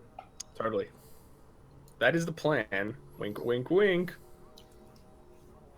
So yeah, any other thoughts, concerns, thinkings, suggestions? No, I don't think so. Not for me, Bradshaw is anyway. Bratcher's going to go back to the hotel motel thing that he stayed at when he first arrived in Darkvale, and he's going to check out and he's going to pick up his staff, which he forgot. Okay. So now he has his ornate kind of like beautiful carved staff that's from his town, and he's walking a little bit happier. A little bit more smoothly, I suppose. So now he's kind of got that sort of Gandalf gait going on. Yep. With his big, thick dreads wrapped around his neck and his little thing. Rad. He's looking cool. Yeah. Totes, man. Awesome.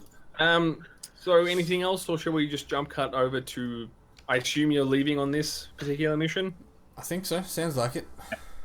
We've accepted this. I guess Bradshaw would just confirm, What does success look like? try to understand that, what is it that we actually want to achieve? Yeah. So the main thing is to find out exactly what's going on, what's causing the delays, and of course, do your utmost to make sure Clear everyone's it out. make sure everyone's okay, and yeah, if you can, reopen the route. After understanding exactly what it is that's causing the blockage. So, Bracho would ask, when was the last time that Darkvale received a trade caravan from that direction? It's slowed down over the course of several weeks to the point of a trickle, and we've had no proper delivery now for it must be 4 or 5 days. So our current supplies are wearing very thin. The last delivery is the horseman, is the trader, is he still in town? He should be. He wouldn't have left just yet. No. Where can we find him? I assume in a hotel somewhere. Perhaps I don't keep the closest of tabs on my traders. I'm afraid. He turns to Gerard and says, "You know this place better than anyone. Where do the traders hang out?" There's a couple of places, but generally the tavern in the eastern section of the city, of the town. It's probably some big tavern inn / lodge. Yeah, for sure. I can't remember what it's called, but I'm pretty sure Seems it's where it'd be. enough. Well, you think is there one that's actually named something there? Yeah. Because that'd be cool. I can't remember. Interestingly, it's called the Trader's Inn, but Oh, classic. Is it really? Probably. We can call it that. It's fine. Yeah, that's fine. The Trader's Inn. That'll be at the Trader's Inn in the old Traders complex down on Exactly. Trader Street. yeah. In the trading quarter. But I don't remember what it's called. And she'll even jump No. right in with you. Oddly enough, on the opposite side of the city to the trading quarter.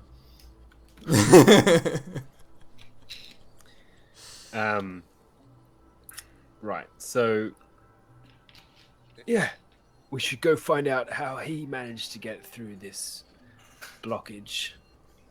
See what he's learned. Bracho, do you want me to absolutely just destroy your soul right now? Because you know what I'm feeling like? I'm double checking the skill list. I feel so badly like this is like a streetwise roll.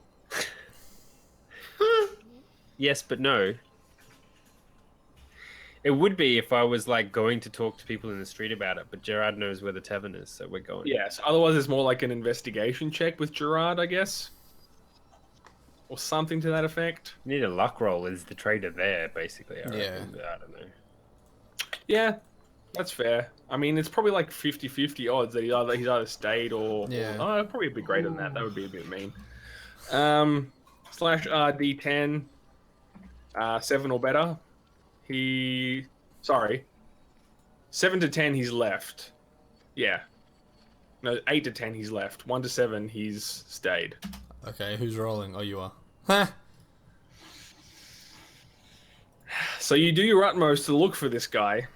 You dig through the taverns, you ask around. People have seen him, some of them remember him fondly, long drinking sessions into the night. But it doesn't seem like he's hung around any further. Okay. I gave you guys good odds as well. It's like your That's best roll ever since I've been part of either game. And it's one to our GM detriment. right now. Well, it sounds like time to go. Yeah. I suppose. So unfortunately, you can't find out too much else before you leave. So we probably cut to the southern gate, and there's a cart and 2 guards waiting for you. There's 2 horses, I suppose, saddled up with a cart bound to them, which is empty right now, intentionally for you guys to stock up on any supplies that you might be able to bring back with you. Bracho climbs into the back of the cart. Totally. Figured as much. And so there's one guard sitting in the driver's seat and another sort of just standing nearby, and he'll just hop on wherever. Yep. So So can you just ping the spot we're going to again, Kluger? yeah. So you guys would have met somewhere down here at the southern edge of the town, and you're going to come down through to your destination is about here, just Yeah. in this corner here where you can see this little farm and whatever have you. Yep. Cool. So it's not far away. So it's probably like half a day of so travel. we're avoiding you the know? blood grove, which is useful. Yeah, you're not going all the way down there. It's just to this farm here. That's your location, known as Griver's Mill. You know, it's fairly well known amongst the town because it's really not far. It's a few hours cart ride to get there. So yeah, you can get there in less than a day, and there'll still be plenty of light left when you get there. So. So I guess you all mount up. Who rides shotgun with guard pleb number 1? Gerard, probably.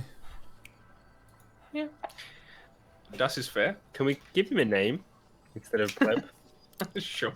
Billy Bob. Fine. Does anyone have a name? Otherwise, I can just generate one. This guy's name is Askins. Askins. Okay. Can someone? I'm gonna have to write that down myself. So guard 1 is Askins. Askins. That's an interesting name. Does anyone have another one, or can I generate one? I think Sideshow Paradox requested someone be called Baldrick. All the Blackadder references. Where was that? I started it Yeah. with my pure green. Specifically, he wanted him to train people, but I think that'll do. Oh, okay. No, well, it's up to him. Boulders. I mean, I've got. Let's call him Boulders. Baldrick. Otherwise, I have plenty of names. Yeah, just choose one for now. Boulders. Look, nah. Tony Robinson. So many to choose from. That was cool. Lloyd. Lloyd. Lloyd is the other guard's name. Unless Sideshow decides he wants Baldrick to be this NPC. Which, look, isn't probably the best idea because they're essentially designed as disposable guards. So, if you want Baldrick to stick around, this isn't the best choice. So, Askins, Lloyd, and the 3 of you ship off probably early to mid-morning, and with the intention of arriving sort of 1 or 2 o'clock in the afternoon. And on you go, I suppose, unless there's any final prep, or we're good to ship off. Nope. Cool. Bracho's flipping through the Chthon scripture book. Nice. While on the cart, I assume. Yeah.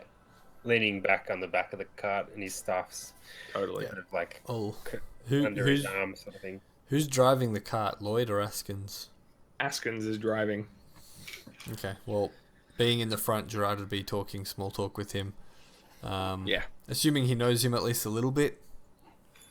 Yeah, you'd be somewhat familiar with him. You know that he's got a wife at home and a little kidlet waiting for him back in Darkvale. Yep. Yeah, he's been in the service a good 2 or 3 years, so you've known him for a little while. Okay. Yeah, he's a really professional, good guard. Mm-hmm. Does his duty. You trust him as much as you can, a random guard. And yeah, so it's quite a nice scene as you go down. I mean, there's sparse refugees kind of heading in the same direction. You kind of pass them. They're walking either side of the main sort of path that your cart sort of carves through as you head south. And the density starts to get a little bit thicker. The populace, of refugees sort of starts to build up the further that you get down. And it's quite pretty. It's kind of, I don't know, like early spring sort of thing, mid-spring. So everything's in bloom. It's quite a nice looking drive, so to speak. All the trees are beautiful and green. The sun's risen, so you get all the nice, sunshine breaking through. And it's quite pleasant, if not for the ordeal you just had last night. So it was quite a nice change of pace. Birds chirping, quite idyllic. So it's quite an enjoyable time, at least for the next few hours, just trundling along the cart, with the cart, pardon me. Cool. Where's Jeb? Somewhere on the cart, I guess. Being dragged behind it. Why not? I was just curious. Are you in the cart near Bracho? Okay.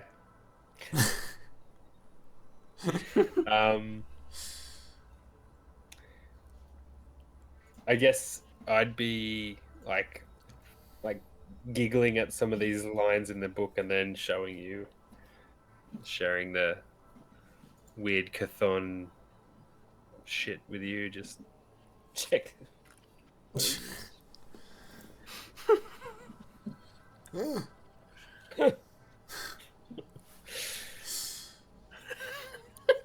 maybe like occasionally, like once that gets boring.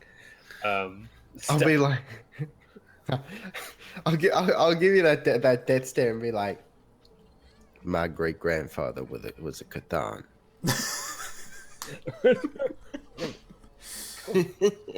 I'm kind of imagining that to be Bracho's giggle chuckle laugh thing. So every now and then I'm just from the front of the cart I'm hearing Definitely. Yeah, every now and then. Anyway, yeah. Cool. Any other conversations, information shared between the three of you before you arrive, or it's all fairly low key? Yeah, I think it's from Gerard's point of view, he'd mostly just want to get there. He wouldn't really fuss himself with small talk. Fair enough. I'm just trying to find one tidbit of information. Yeah, Turdbird. I need a tidbit of information. The best kind of information. Tidbit. Look. Yes. Listen, mate. Okay, I can't find it, but that's fine. It's not imperative. Let's be fair. I need this. Yeah, cool. Okay, so as you get there, you start to see the actual farmhouse on the horizon, on your horizon, I suppose, down in the distance. And by now, the amount of refugees is getting, quite noticeable. There's, dozens around you at any given time. It's gone from, seeing one or two headed out from Darkvale to quite a lot of refugees being sort of gathered up and hoarded as you get really close to... Shut up, phone! Jesus, hell. Are they walking, or are they camping, or are they... They're walking at this point. Like, everyone you've seen is walking. Like, they're traveling south from Darkvale. And the amount of them is getting more noticeable as you get further south. Then as you actually hit the edge of the farmland, that's when you start to see that the mill has become somewhat of like a shanty town. A lot of refugees have hit this point and either just they've set up in the open or under a tree, or have put up a makeshift tent or lean-to of some sort. And there's seemingly hundreds of refugees who have gathered up at this point, at this sort of choke point at the mill, on the farmlands, essentially, or some of the farmlands at least. And then beyond that, as you sort of work your cart further down into the property, that's when you see the actual farmstead itself. It looks in reasonable condition. It hasn't been like destroyed or beat up or anything like that, as far as you can tell. Just your plain sort of red painted, typical looking farmhouse where you presume the owner of this land would preside. So, what would you do when presented with such a scene? It's a bit strange. I would just turn to Jebediah and Gerard and be like, It's a bit strange. Why are they getting set up here and not up in Darkvale? Too weak to make the journey. No, they left Darkvale. They've gone through Darkvale. They've come from the north and they're heading further south. Have they heard something? Could be too crowded. Also an option.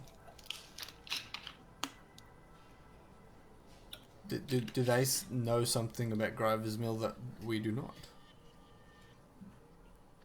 Do they know something about Darkvale that we do not? There's plenty of people for you to talk to, so... Let's talk to some peeps.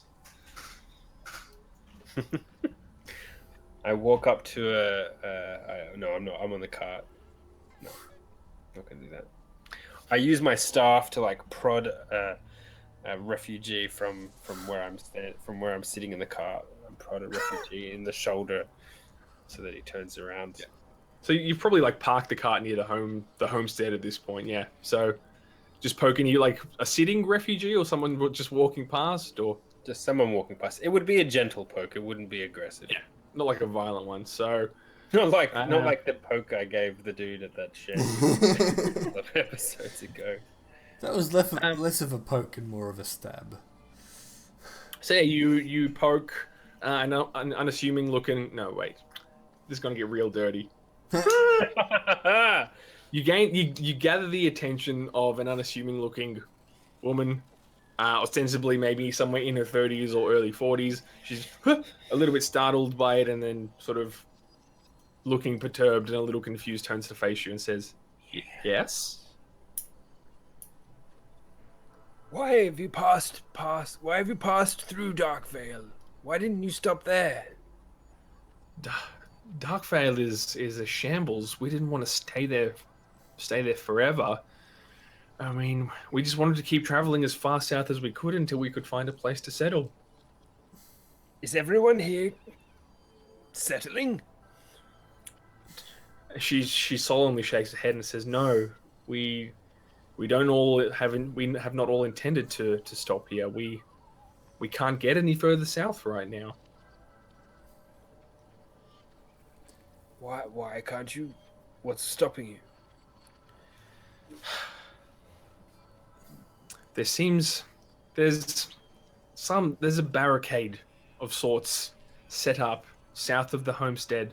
Some, I don't know their names or who they are, some band of angry looking men have set up what's the word I'm looking for?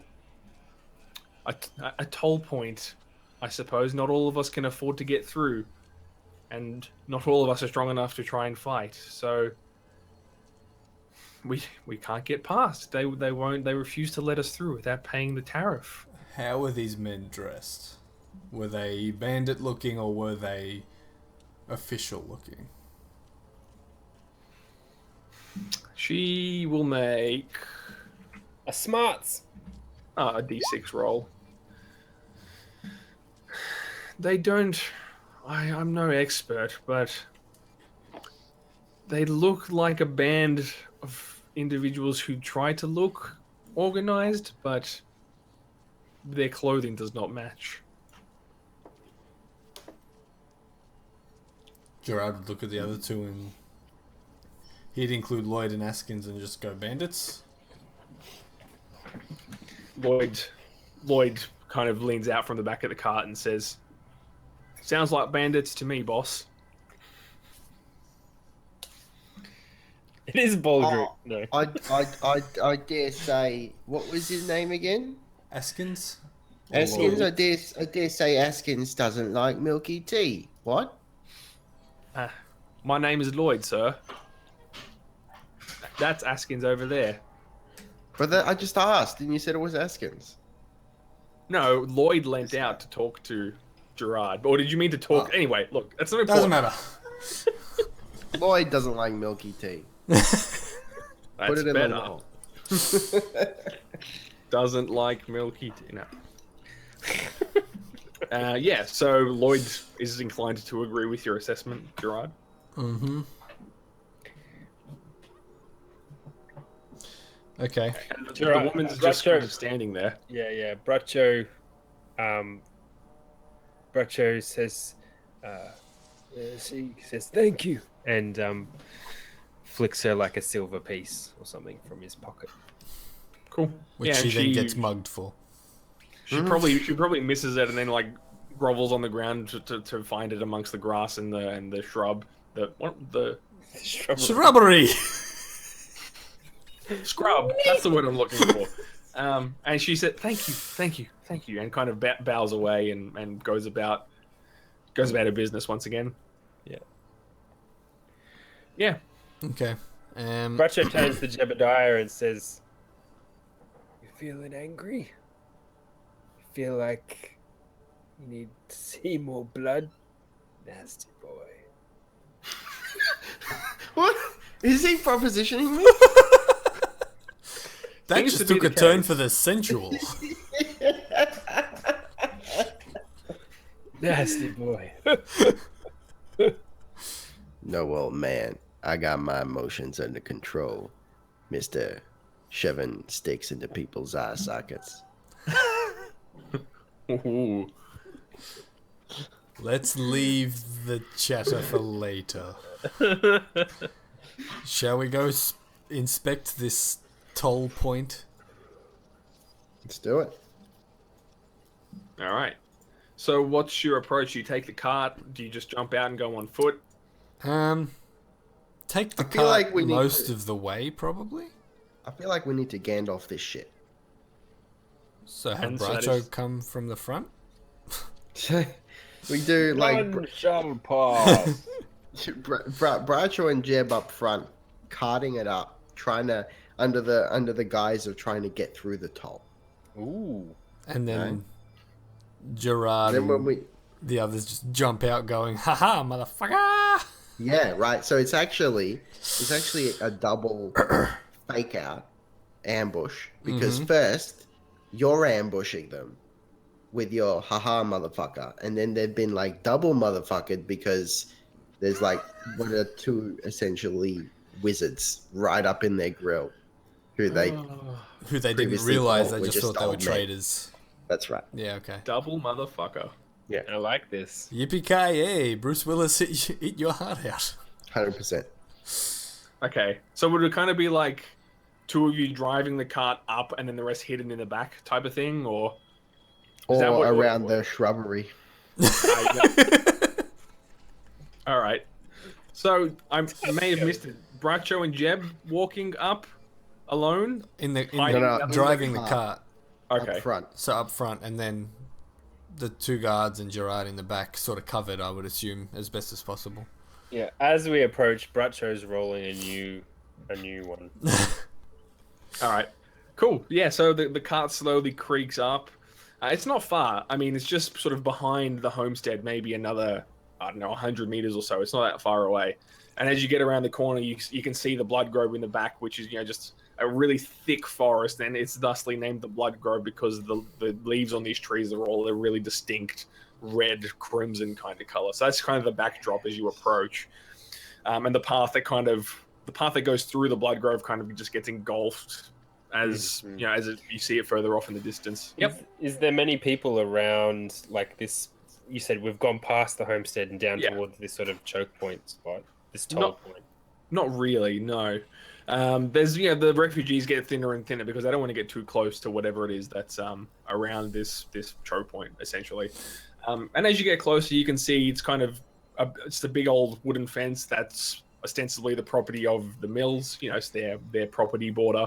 But then it's kind of been roughly closed off with some random junk and wood and stuff piled up to make the exit closer, and then the rest of that's kind of roughly kind of chained off. And from there you can then see a guard of some sort either side of the exit, just standing on point and watching your cart approach. Is he on our side of the gate thing? Yeah, they're on the inside, on your side of the gate. See, I would have said the other side was the inside. But, right. So they're Very on the nice. same. They're on the within the property. Yeah. Okay. In the property with you. Yeah. Are they clearly brandishing any weapons? They've got things on them, guns and whatnot. Yes. I will tell you. Yeah. So a couple of them have guns. These two probably have. They've got weapons. It's fine. Too much detail. Yes, they have weapons hanging from their belts. I would like to know if they were ranged or melee. So would This- the melee combat guys. All right. Look, both of these guys have big, scary-looking swords hanging from their belts. That's fine. That's not all. Hey now. They also have a sword. Listen. A long sword. Yeah. they do. Ratchet's gotta these aren't the droids you're looking for. So how do you bring the cart right up? Do you leave it a little short? What's the plan from here? I bring it right up. Yeah, Approach as cool. if a trader would. And yeah, perfect. So yeah, as a normal trader, and as you get kind of close, you hear, hold it right there, thanks. Quality. Yeah. Can I request And, the Billy Connolly Bandit? No, this is the best accent I can do. He's been practicing for years. I really have, but I'm out of practice now. But look, Hold it right there, thanks. Yeah. This is our property now. what goods are you shipping down south here? And the other one kind of starts slowly walking around the cart, just having a general look, just directed at the two of you at the front of the cart, not really asking one of you in particular. You lead this bit, mate. Talking to me? Yeah. Oh. It's you two at the front of the cart, right? Yes. Well, Yeah. TBH, really sorry. Struggling to stay awake right now, so you might have to just repeat parts of that. We are probably at the precipice of a cliffhanger. So he's basically asked, "What are you shipping? What are you shipping south?" Novelty items. Novelty items. Yeah, and You know. Bracho leans back and like sparks up and blows it down in his face. Yeah. Novelty. And you can Bubble- see he bubble doesn't quite understand the word. Like, novelty items don't sound all that useful. What kind of novelty items do you mean? Bobbleheads and trinkets and such. Bleeding hell, don't sound like much good at all. And the footsteps of the other guard slowly making his way around the back. And he says, "You're gonna have to wait here just a second." And the other guard gets around the back and he goes, "It's nothing much in here." Because you guys are covered like under a sheet or something, right? Yeah. Or whatever was in the back. Bracho goes, Nah, there wouldn't be anything in there. We're importers, not exporters. Why are you doing the talking same like the accent bandit? Yeah. build rapport. That's how you make friends in real life, dude. Copy their accents badly. Yeah, look, my dear man, we are from Vanderlei Industries. You may have heard of us. We're renowned across Darkvale and surrounding area as importers. You're not gonna find anything in our here humble wagon. But you just told me you've got novelty items in your That's car. novelty of it. This makes no bloody sense. Hang on a second. You don't bloody move. Dravko! So he's called for his boss. Tasty.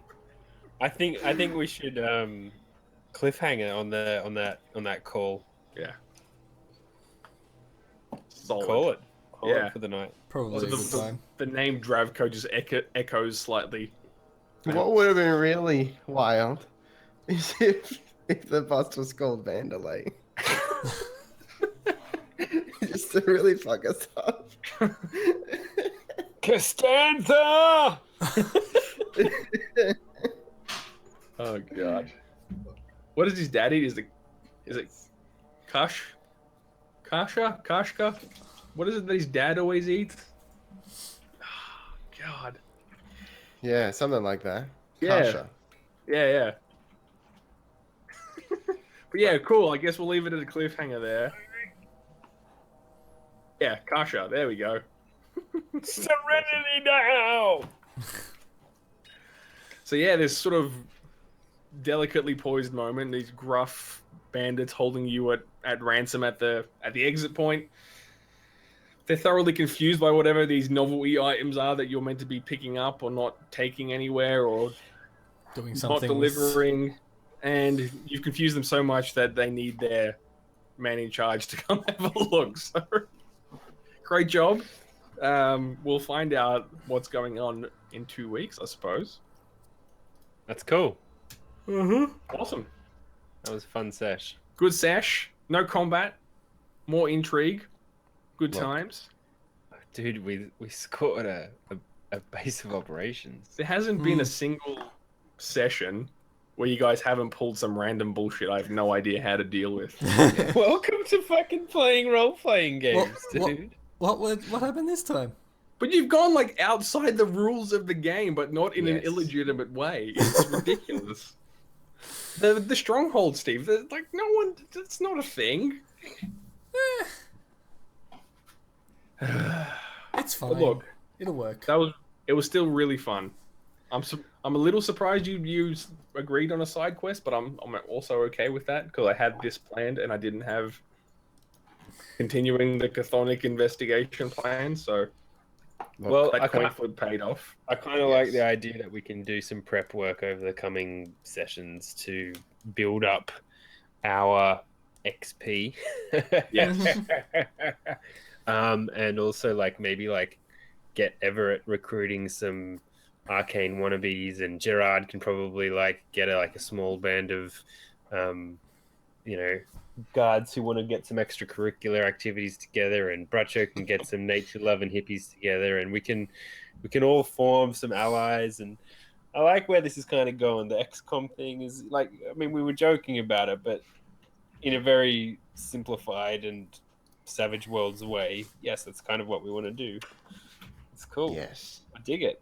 I'll have to do some thinking about that, but yeah, totally. Awesome. I guess that's about it, unless anyone else has anything else. Oh, just a shout out to chat for being awesome and playing along at home and being generally good to hang out with. Yeah, some nice people visited. It was really cool. Yeah, definitely. It's always good when you got a few people calling you out on stuff, giving right. suggestions. So, to anyone still here, make sure you press follow to catch us. All going well next week. We're launching season 2 of Nova Terra, our Stars Without Number campaign. Or if you enjoyed this, in 2 weeks, the next session of Grim Dawn Roleplay will occur where we find out what's going on. In the meantime, social media and applicable links are below us if you want to talk to us during the week. But make sure you follow. Follow here, follow us on YouTube to get the content in your faces and eyes and ears. Yeah, push easy. Sounds It's about been right. awesome. Thanks, Grim Master. No Yeah. problem.